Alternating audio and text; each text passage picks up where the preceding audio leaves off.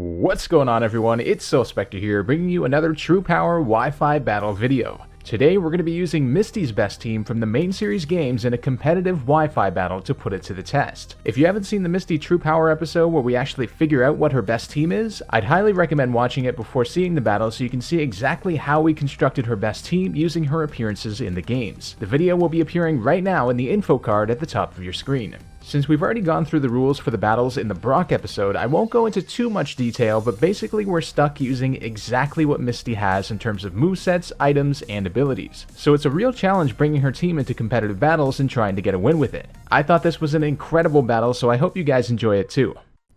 Alright, so here we go, using Misty's best team in battle. We've got a battle against a guy named Al. Al is looking very stylish here. I decided to go for the Jellicent lead. I figured I just mainly want to kind of scout out what the opponent's going to do, and of course this guy sends out a Ferrothorn. Oh god, this is like a nightmare for Misty's team, an absolute nightmare. But I do have Will-O-Wisp on, or I should say Misty has Will-O-Wisp on the Jellicent, so we do manage to get the burn off. We outspeed the darn thing, thankfully. But he does have Toxic, which is a really unfortunate thing for Jellicent.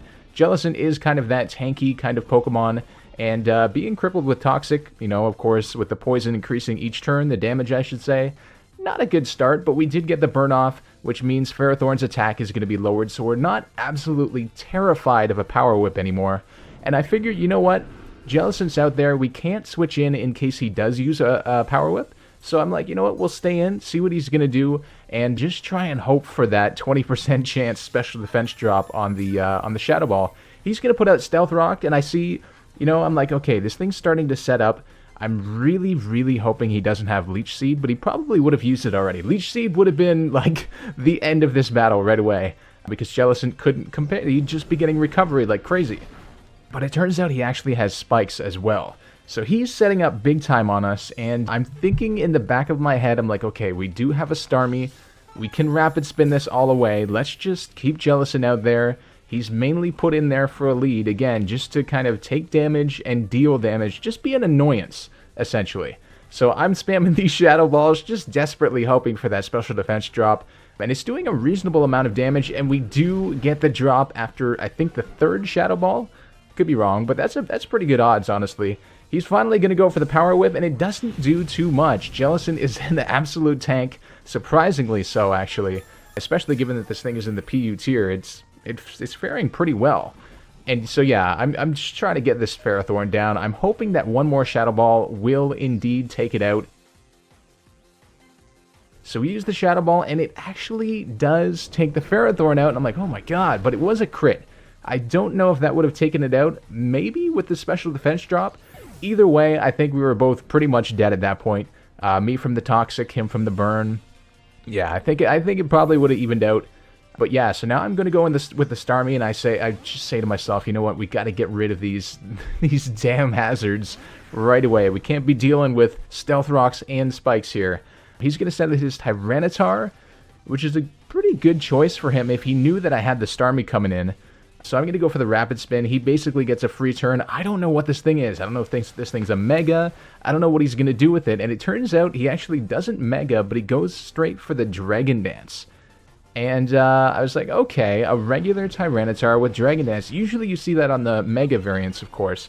But I'm like, okay, we could probably, we'll still outspeed this thing. We can get a Hydro Pump off, and maybe that might, you know, stab, massive power move, super effective. Maybe it'll take him out, but oh my god, the Tyranitar, he just gets a little below half. So I'm thinking, okay, this has got to be some sort of like bulky Dragon Dance variant, which is usually again what Mega Tyranitar is, but he's using it on the regular here. So I'm like, okay, and he goes for another Dragon Dance here. I think he got a little bit greedy. Now Tyranitar's speed is 61. If you double that, of course, after the 2 Dragon Dances, that's going to be 122. Starmie's speed is 115. So his calculations weren't necessarily off, but we do have the timid Starmie with extra speed, and maybe he didn't have much speed investment. I would assume at least not as much as Starmie does. So yeah, a little bit greedy on his part, a little bit of a miscalculation, but he comes in with the Aerodactyl, and he megas this thing. Oh boy, and I'm like, I hope to God this thing does not have Thunderfang, but of course, it does. He's going to outspeed the absolute heck out of us. I knew Starmie was done for either way, So you know what, I just said, you know, we got the rapid spin off, and also we took out the Tyranitar. I'm happy. Now what we could do here is send in Quagsire to kind of just deter these Thunderfangs coming in. He's going to go with the Aerial Ace, and it doesn't do too much. I thought he was going to switch out here. I totally thought he was going to switch out because he didn't have much to, you know, hit Quagsire with. So I go with the Yawn, and he's of course going to switch out, and I'm like, ah, gosh, I should have probably gone for the Waterfall, but that's okay. He's going to send in the Metagross. This time I do Waterfall because he does switch. So I don't know if I'm getting outplayed or he's just a very weird player here.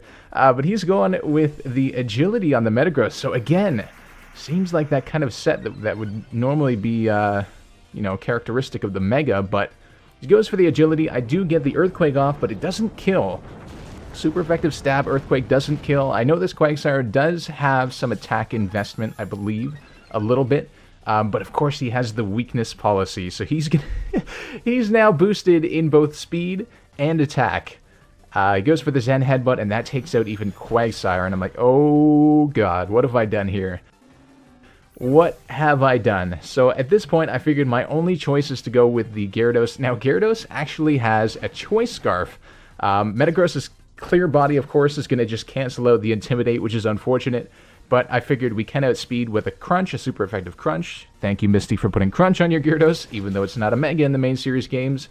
And that's going to take out the Metagross. So that was a very scary situation. Lots of scary situations happening here. The Ferrothorn, the Metagross, the Tyranitar Dragon Dancing, the Mega Aerodactyl. This guy's got, like, it's a pretty good team. There's a bunch of Pokemon that are weak to our team, but also a bunch that are really, really good against it. So it's a good mix. Good battle overall so far. So he goes for the Stone Edge. It does way more than I thought on the Blastoise, but luckily Misty has a Citrus Berry on this thing. Or at least I decided to use her Citrus Berry. I can't remember if she had this on the Blastoise or not. I can't remember, but yeah, so we can take items from different Pokemon that she has, so long as we're not, you know, duplicating them or just inventing items out of nowhere. So yeah, the Citrus Berry actually raises us back above half, which is very, very good. And I'm going to get off the Hydro Pump on that Aerodactyl and take it out. And I was surprised, honestly. Blastoise survived with 7 HP. And he did really well. That's all I can ask for. So here comes the Kabutops. Now this thing is a little bit of trouble for me, because it is, of course, another water type. But it does have that rock typing too. And it's overall, it's honestly a surprisingly good Pokemon. I don't know if you guys saw the Brock episode, but Kabutops kind of pulled through for us when we used it on his team. So I know not to underestimate this thing. Now I'm going to send in the Milotic. He goes for the Rock Slide, and I'm going to flinch. Milotic is going to flinch. That was such a crucial thing right there. I could have gotten off some massive damage with the Hydro Pump. Wouldn't have killed him, but certainly a lot of damage. But he does miss the Rock Slide, and we're able to get off the rest. I figured we were just going to die, but I don't have anything that really switch into a Rock Slide. So I just went for the rest, kind of, you know, just for the heck of it. And we actually get it off because he missed, so that kind of balanced out. The hacks balanced out there. And he's going to send in Steelix now. And here I accidentally clicked, I misclicked on the Hydro Pump, I think.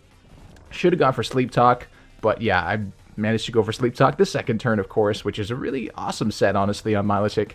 And we're going to get off the Ice Beam, not as good as it would have been with the Hydro Pump, but hey, it's some damage. I mean, we could have done a lot better had I not misclicked on the Hydro Pump in the first place, but that's okay. So he's going to send in, use the Earthquake, and that does not too much damage at all. Milotic's defense is actually really, really good, especially considering this is a Stab Earthquake from a Steelix. I kind of have a mixed defensive set on this Milotic, and it seems to be working out pretty well. So yeah, we're going to go for the Hydro Pump. It doesn't quite kill the Steelix, which I was actually fairly surprised about, because Milotic does have some special attack investment, but hey. And so he's going to go for the Dragon Tail. Just get that Milotic right out of there. It's probably annoying him a lot. And we get the Gyarados out there. We are going to get off the Intimidate as well. But of course, Gyarados with that Choice Scarf, we're going to outspeed the absolute heck out of that thing. And get off the Waterfall, and that is going to be the end of the Steelix. So I believe at this point, all he's got is his Kabutops, which I'm terrified of. Because Gyarados has nothing that can, you know, like, OHKO this thing. Milotic has nothing that can OHKO this thing. And Kabutops' speed is actually 80, which is surprisingly high. Gyarados is 81. Of course, we do have the Choice Scarf. So what I do here is I decide to switch into the Milotic. Just take the Rock Slide. Just take it. It's probably going to kill me, but that's okay. Milotic served its purpose. Now I send out the Gyarados again, and we're going to get the Intimidate this time. Lowers his attack, and of course we're not going to kill with whatever we use. I think I decided to use the Waterfall just for that stab damage. We'll see in a second here. And just for the chance of flinch too, right? So I do use the Waterfall. It's not going to quite kill. His weak armor activates, and oh my god. So many risky moments here, because now his speed raises. So I'm like, oh my god, here comes the Rock Slide. We could have gotten a crit here. We don't, and we survive, thankfully. Amazingly enough. He's going to lose some of his HP. He's in the red. Now it depends on who outspeeds each other. And it's going to be Gyarados coming in with the Waterfall to take it all. We win by 35 HP. Unbelievable. Such a good battle. That speed boost, at the end from the weak armor, I thought that had us. I sincerely did. Even though Gyarados I think Gyarados' speed is 81 and Kabutops' is 80. But we had the Choice Scarf. He had the weak armor boost. So yeah, it's risky. It's definitely risky, but wow. What a battle. Some big threats on that team. Ferrothorn, Metagross, even Kabutops, Mega Aerodactyl with Thunderfang. Oh man, that was an intense battle. I really enjoyed it, and honestly, Misty's team is pretty fun. The main thing here is just, I think it's all momentum based with their team. If you have the momentum, you're going to do really well, because we have a bunch of, kind of more bulky, not so fast Pokemon.